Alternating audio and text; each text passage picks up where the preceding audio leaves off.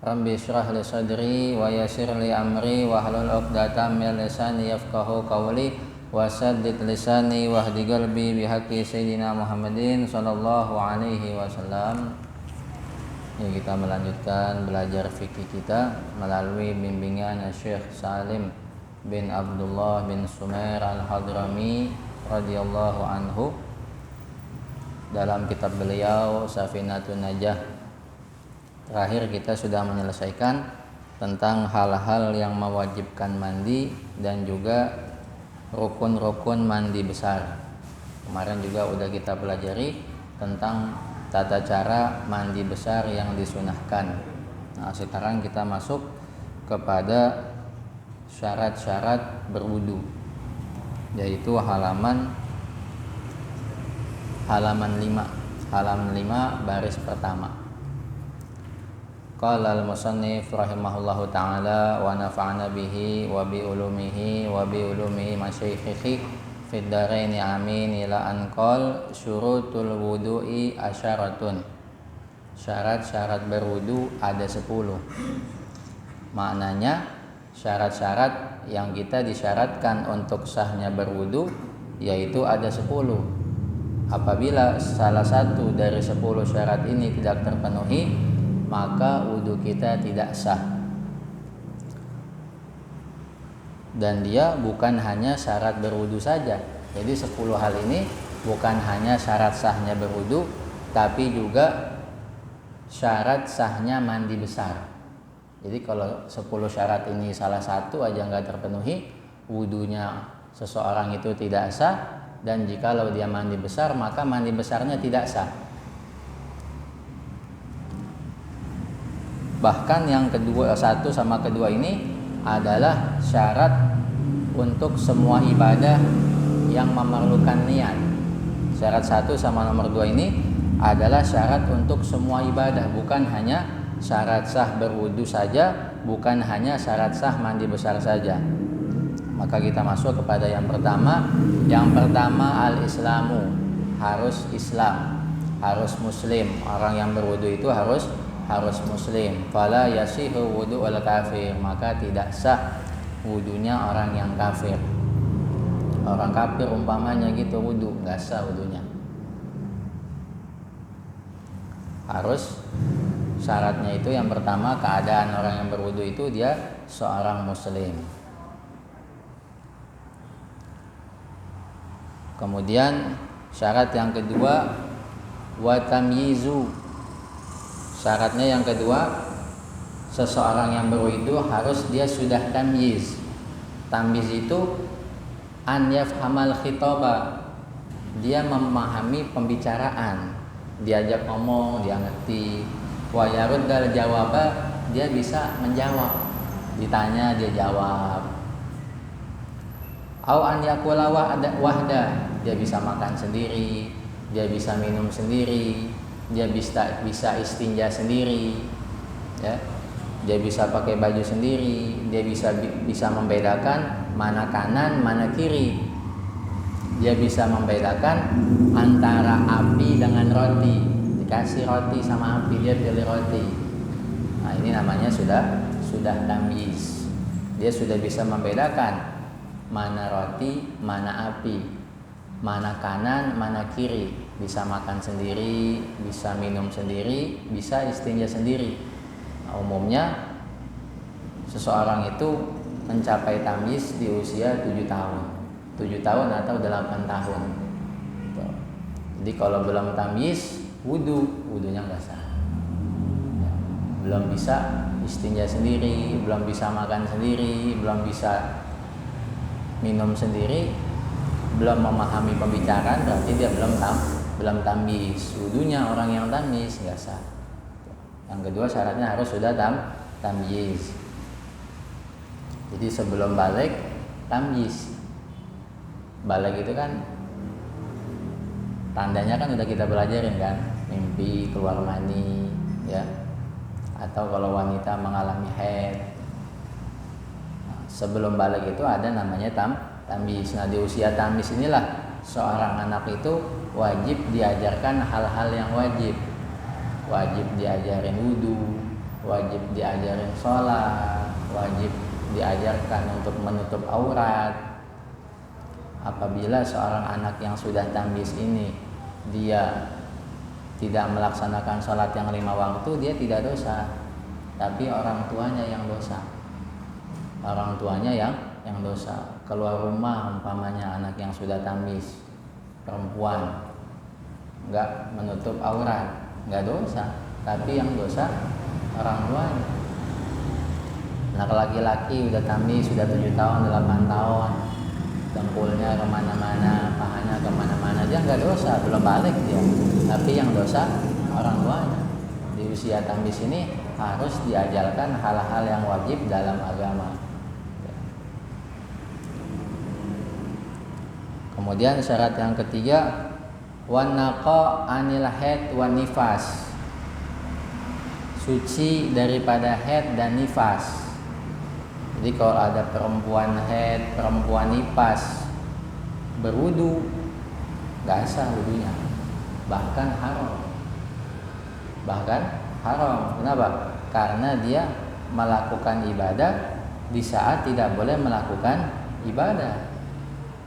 Haidnya belum berhenti, umpamanya dia mandi besar, aku niat mandi besar, haram mandinya, karena dia melakukan ibadah di saat tidak boleh melakukan ibadah, seolah-olah dia mengejek Allah Ta'ala. Udah tahu hadasnya nggak akan keangkat karena haidnya belum selesai, dia mandi besar, haram hukumnya. Seperti orang dia tahu bahwasanya sholat nggak punya wudu itu haram hukumnya, nggak sah, tapi dia tetap sholat, haram hukumnya gitu. Begitu juga perempuan yang mengalami haid dan mengalami nifas, belum tuntas haid dan nifasnya, dia nggak boleh melakukan wudu, dia nggak boleh mandi besar sebelum haid dan nifasnya itu tuntas, selesai.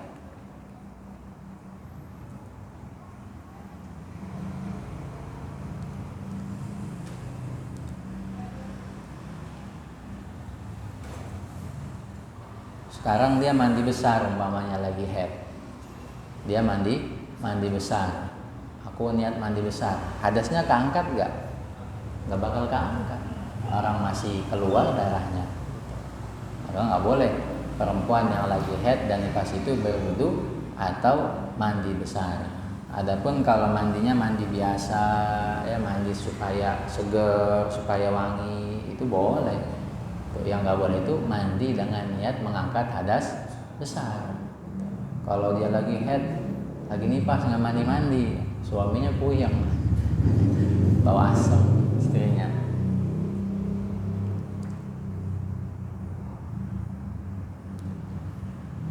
Kemudian yang keempat,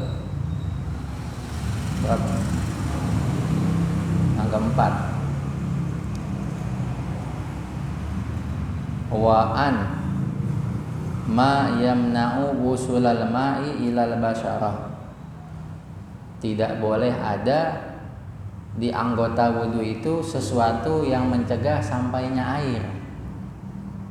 Jangan sampai kita berwudu, di anggota tubuh kita ini ada sesuatu yang menyebabkan air nggak bisa masuk.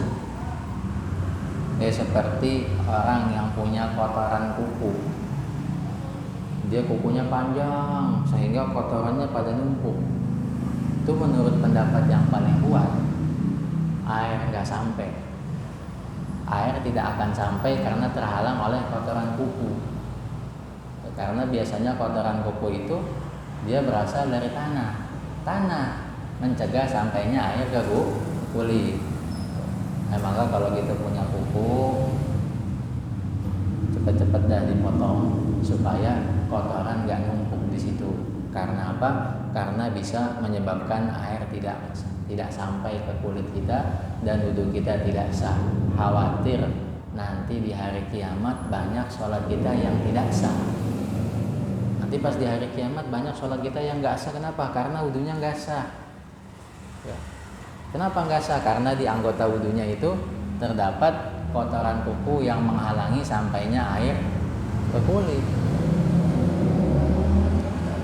Meskipun ada pendapat Imam Ghazali yang mengatakan kotoran kuku itu tidak mengapa, tidak masalah berada di anggota wudhu. Tapi menurut pendapat yang paling kuat, yang utama, kotoran kuku itu bisa mencegah sampainya air ke kulit.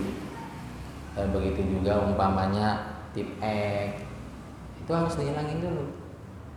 Ya, pokoknya sesuatu yang mencegah sampainya air ke kulit itu kalau kita kerok dia rontok. Kalau kita kerok dia rontok, berarti dia menghalangi sampainya air, umpamanya tinta. Kalau kita kerok nih, rontok dia di sini, berarti masih menghalangi air. Tapi kalau udah kita kerok dia nggak rontok, berarti tinggal warnanya doang. Nah, kalau tinggal warnanya doang, dia nggak menghalangi air. Gitu.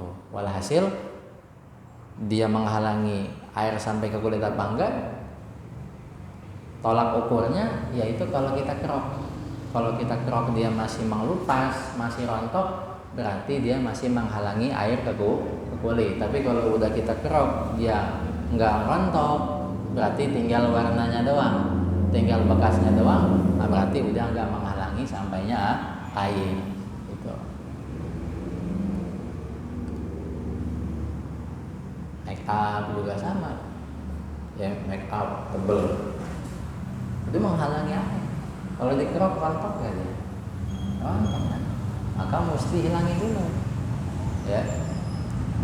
Henna juga kalau dikerok dia masih rontok, berarti dia menghalangi sampainya air. Tapi kalau udah tinggal warnanya doang, udah nggak rontok lagi, berarti dia nggak menghalangi air. Kalau henna yang putih sih, dia mutlak dah menghalangi sampainya air. Cat dia. Ada kan henna sekarang, hennanya model putih warnanya. Tuh. Kalau dikelupas dia rontok, berarti dia menghalangi sampainya air.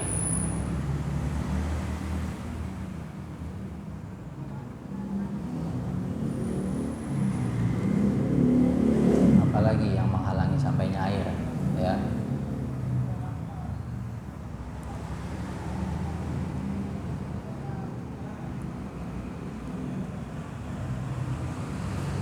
Minyak umpamanya, minyaknya padat, nggak cair. Minyaknya padat, nggak cair. Nah, itu menghalangi sampainya air ke kulit.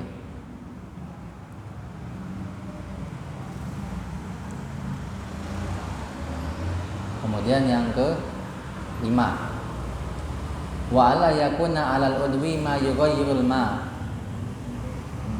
Di tubuh kita itu tidak boleh ada sesuatu yang dapat merubah sifat air. Di tubuh kita tidak boleh ada sesuatu yang merubah sifat air. Begitu air kena ke tubuh kita, pas dia jatuh ke tanah, warnanya udah bukan warna air. Ya, umpamanya di tubuh kita ini ada tepung. Ada tepung, kita basuh nih. Jatuh airnya itu warnanya warna tepung. Berarti nggak sah wudhu kita. Mandi besar kita juga nggak sah. Ya, tepung, umpamanya apalagi sabun. Tangan kita di sini sabun semua, begitu air jatuh ke tanah, airnya udah warna nggak sah wudhu kita. Tuh, nggak boleh di anggota tubuh kita ini ada sesuatu yang bisa merubah sifat air, seperti tepung, apalagi sabun, ya. Oli juga sama. Oli itu kalau banyak kan hitam, kalau air jatuh ke tanah airnya berubah nggak jadi warna oli? Kalau berubah menjadi warna oli berarti wudhunya nggak sah. Dihilangin dulu, ya, dibersihin dulu, dihilangin dulu, sampai kalau air ke kulit kita itu dia nggak berubah warnanya, sifatnya nggak berubah. Tinta juga sama. Ya, tintanya banyak di sini umpamanya. Pas air jatuh ke tanah jadi warna berarti dia wudhunya nggak sah. Harus dihilangin dulu tintanya itu sampai pas air udah mengena dia, pas jatuh ke tanah warnanya udah bukan warna tinta lagi. Apaan aja dah, mau warnanya kuning, mau warnanya merah. Ya, kalau sekiranya pas air kena anggota tubuh kita yang ada sesuatu tadi berubah menjadi warna sesuatu tadi, baik itu merah, kuning atau hijau, berarti wudhu kita tidak sah, harus kita hilangkan terlebih dahulu. Nah tadi nggak boleh ada yang menghalangi sampainya air ke kulit, yaitu di bagian luar kulit, di bagian luar kulit. Kalau tato yang asli dia ada di dalam kulit. Tato yang asli itu dia ada di dalam kulit, sehingga dia nggak menghalangi air sampai ke kulit. Sampai air ke kulit, masuk air ke kulit. Jadi wudhunya orang yang tatoan itu sah, mandinya orang yang tatoan itu sah, karena tato itu berada di dalam kulit. Tuh. Ya. Kecuali tatonya yang bohongan, yang dari permen karet tuh, jagoan neon. Nah itu dia cat mutlak. Kalau kita kerok, rontok gak dia? Rontok, berarti dia menghalangi sampainya air. Tapi kalau yang asli, mau kita gini-gini juga nggak bakal rontok karena dia berada di dalam kulit. Gitu. Jadi kalau ada orang yang tatoan, nggak usah lu dulu tatoan, ya ente nggak ngajinya biar hatam bang. Orang mau ibadah jangan disurutin semangatnya, ya justru disupport, disemangatin. Jangan bikin orang itu putus asa dari rahmatnya Allah Ta'ala. Nanti ente dibikin putus asa dapat ampunannya Allah Ta'ala sama Allah Ta'ala. Nah kemudian yang ke-6, wal ilmu bi fardiyatihi, mengetahui fardunya wudu, mengetahui bahwasanya wudu ini fardu. Ya, an ya'lamal mutawaddi'u kaunal wudu'i fardhu. Syarat yang ke-6 yaitu seorang yang ingin berwudu dia tahu bahwasanya wudu ini wajib hukumnya. Ente mau sholat, ente wudu, ente tahu wudu ini hukumnya wajib. Kalau ditanya ente kenapa wudu? Tahu karena ikut-ikutan doang, orang pada umur orang pada cuci mukanya ikut-ikutan aja. Nah ini gak sah wudunya. Harus mengetahui wudu itu hukumnya wajib. Kalau cuma ikut-ikutan doang gak sah wudunya.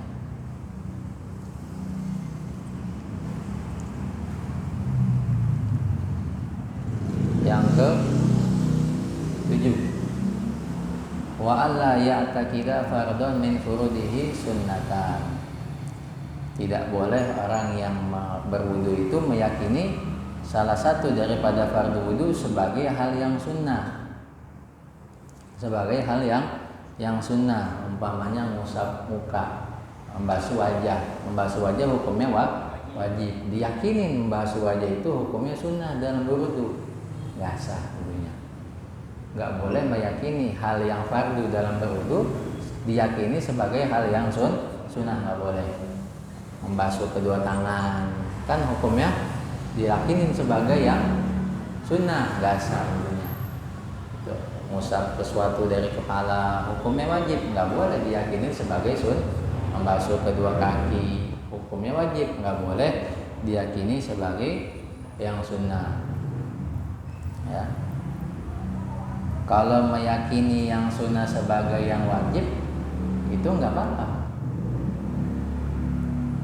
Kenapa? Karena kalau dia yakinin itu sebagai yang wajib ditinggalin nggak?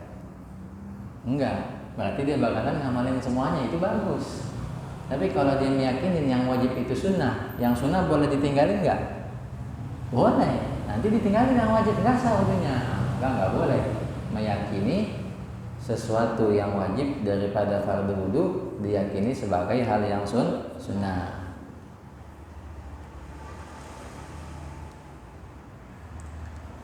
Kemudian yang ke-8,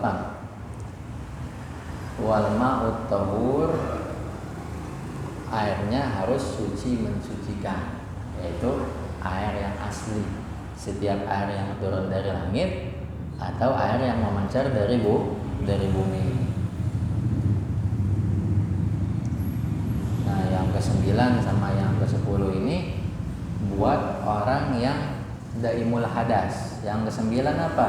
Yang ke-9 wadukhulul waqti, harus wudunya itu setelah masuk waktu. Wal muala yang ke-10 harus spontan selesai. Lidaimil hadas, buat orang yang senantiasa berhadas. Jadi ada penyakit namanya salisul baul. Dia punya air kencing netes terus nggak berhenti. Nah, orang yang salisul baul seperti ini, yang kencingnya selalu bernetes, dia wudunya harus setelah masuk waktu. Nggak boleh nih belum waktu zuhur, umpamanya jam 11:30 dia wudu buat sholat zuhur, nggak boleh. Kalau yang sehat, yang normal sih boleh-boleh aja. Tapi kalau orang yang kena penyakit ini, salisul baul, kencingnya terus-terusan netes, dia wudunya harus setelah masuk waktu. Ya, begitu juga dia harus mualah, wudunya itu harus spontan selesai. Harus spontan selesai, nggak boleh pas basuh muka umpamanya sama dia ditinggal dulu ngerokok sebatang, nggak boleh. Harus spontan selesai. Kalau yang sehat spontan selesai hukumnya sunnah. Ente wudu nih, ente basuh muka udah 3 kali, muka kan tangan, ente tinggal dulu umpamanya ente ke pasar, ente belanja, jedanya sejam, jedanya 1 jam, nggak masalah. Nanti udah selesai dari pasar, ente tinggal tangan lanjutin. Selagi dalam jedanya itu ente nggak kedatangan hal-hal yang membatalkan wudu, ente nggak kentut, ente nggak buang air kecil, nggak buang air besar, maka wudunya tinggal dilanjutin lagi gitu. Karena spontan selesai itu hukumnya sunnah buat orang yang normal, buat orang yang sehat. Tapi kalau buat yang terkena daimul hadas, senantiasa berhadas, seperti dia punya kencing netes terus, dia harus wudunya itu spontan selesai. Itu mualah itu membasuh basuhan yang kedua sebelum basuhan yang pertama kering. Ente membasuh tangan, nah basuhan muka ente itu belum kering, itu namanya mualah. Gitu.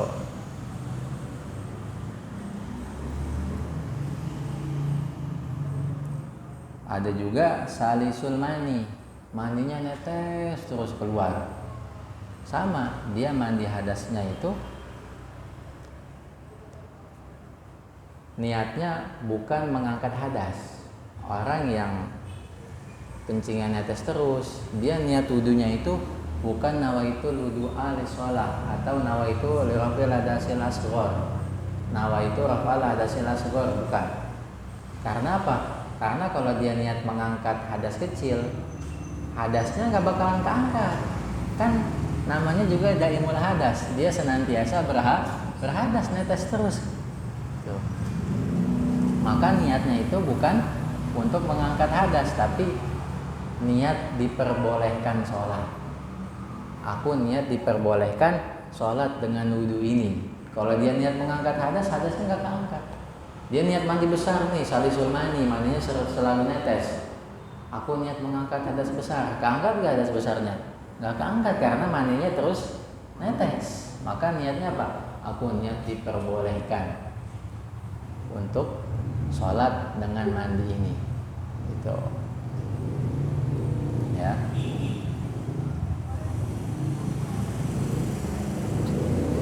Jadi yang nomor 9 sama 10 itu syaratnya buat orang yang selalu dalam keadaan berhadas, seperti dia kena penyakit salisul baul atau salisul mani.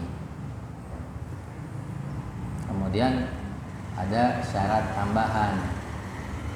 Ada syarat tambahan di kitab Sapina nggak ada, tapi di kitab-kitab lain ada, yaitu tahaqqul muqtada.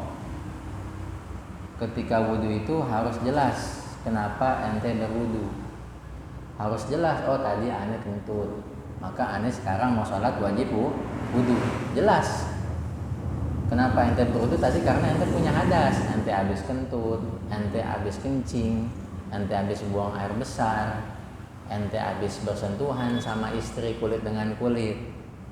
Ya, kalau ente nggak tahu, tahu wudhu aja, habis wudhu baru tahu, oh iya tadi ane kentut, makanya ane wudhu, nggak sah wudhunya. Harus sebelum wudhu itu tahu kenapa dia berwudhu, sebabnya harus tahu, hadasnya itu apa, dia harus tahu. Oh tadi ane habis kencing, ane habis buang air besar, ane habis kentut. Ya, nggak boleh habis wudhu baru tahu sebabnya, oh tadi ane habis kencing makanya ane wudhu, nggak sah wudhunya. Jadi sebelum wudhu itu harus tahu kenapa ente berwudhu gitu. Kalau ente ragu-ragu umpamanya, ane wudhu nih, sebabnya apa ya, tadi ane kentut apa enggak ya, ya kalau ente mau kencing, kencing dulu mendingan, jadi jelas sebabnya, habis kencing. Kalau ente mau buang air besar, udah buang air besar dulu, jadi ente tahu sebabnya habis buang air besar. Tapi kalau ente nggak mau kencing, ente nggak mau buang air besar, ente nggak inget ente punya hadas apa enggak, lebih baik ente melakukan hal yang membatalkan wudhu, seperti umpamanya nyentuh istri kulit dengan kulit, atau memegang kemaluan dengan perut jari. Pegang kemaluan, otomatis ente jadi tahu kenapa ente berwudhu, karena ente punya hadas tuh habis megang kemaluan gitu. Nah itu syarat-syarat berwudhu dan juga syarat-syarat mandi besar. Nah itu dipahamin kalau kita ingin berwudhu. Ya, perhatikan syarat-syarat ini sudah terpenuhi atau belum. Terutama yang ente yang masih pada sekolah, yang masih pada belajar nih, kadang suka pakai tip ek kadang suka nempel di tangan. Kalau ada di tip ek di tangan, hilangin dulu, wajib dihilangin. Kalau di crop masih mengelupas, berarti dia menghalangi air. Hand body juga sama tuh perempuan, hand body-nya sampai dia makainya itu berlebihan, sehingga begitu air jatuh ke tanah, air jatuh ke lantai, warnanya jadi warna hand body, berubah ke airnya, berubah. Berarti harus dihilangkan terlebih dahulu. Ya. Nah, sampai di sini dulu. Insyaallah di pertemuan yang akan datang kita akan membahas tentang hal-hal yang membatalkan wudhu. Ya. Semoga Allah Subhanahu wa taala memberikan kepada kita ilmu yang bermanfaat, Allah berikan kepada kita pemahaman yang benar, Allah mudahkan kita untuk mengamalkan ilmu, Allah jadikan kita, keturunan kita orang-orang yang memahami syariatnya Allah Subhanahu wa taala, menjauhi apa yang diharamkan oleh Allah Subhanahu wa taala. Amin ya rabbal alamin.